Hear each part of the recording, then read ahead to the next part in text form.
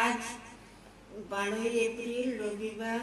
আমার প্রিয় শিল্পী, আমাদের সকলের প্রিয় শিল্পী আশা ভোসলেজি আমাদের ছেড়ে চলে গেছেন আজকের দিনে।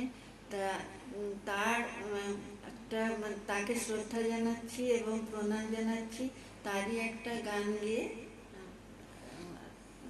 আপনাদের জানাচ্ছি, শোনাচ্ছি।